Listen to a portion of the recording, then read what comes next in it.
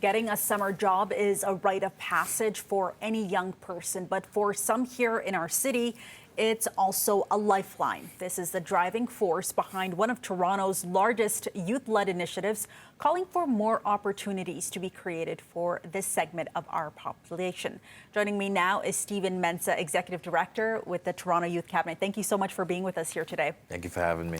So I do want to talk a little bit about this campaign where tens of thousands of youth came together to send a message to the city. But first, how did we get here? Because you draw a correlation between the youth violence and criminality we saw this year, and you tie it to the youth unemployment rate here in our city.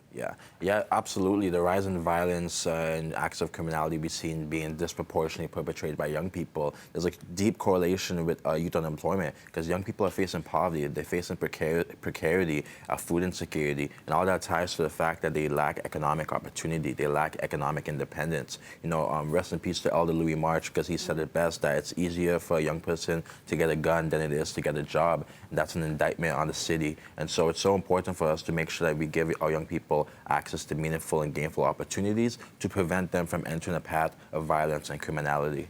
Tell me, this campaign you recently launched, 30,000 postcards have been sent to city officials. Yeah. What message are you sending with these 30,000 youth with you? 30,000 young people are saying simply, we want to contribute, we want to be part of shaping the city of Toronto, so give us a chance. I've consulted young people across the city who are simply saying that one message. City Council, Mayor Chow, please give us a chance, give us an opportunity to contribute to the city. And so these young people have come together to show support, not just for the creation of 10,000 additional summer jobs, but also for the city to create a summer youth employment program, which is going to lead us to that target of 10,000 additional summer jobs. And this is not just another job creation effort. This is going to provide young people with meaningful, gainful employment, purpose-filled opportunities where they can see themselves in industries and fields that they may not have the belief that they could ever enter.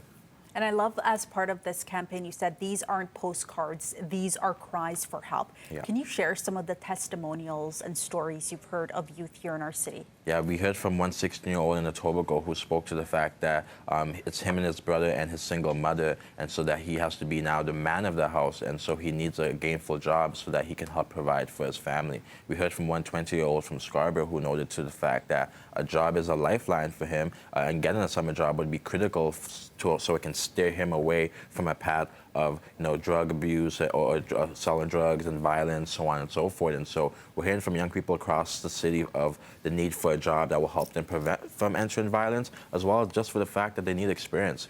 So oftentimes you need experience to get a job, but you can't get a job without experience. And so it's such a paradox. And so the city creating such a program, similar to New York, Chicago, Boston, all cities who are facing now similar challenges, but worse, have it implemented to get themselves out of this issue. And how are you seeing that impact in those cities?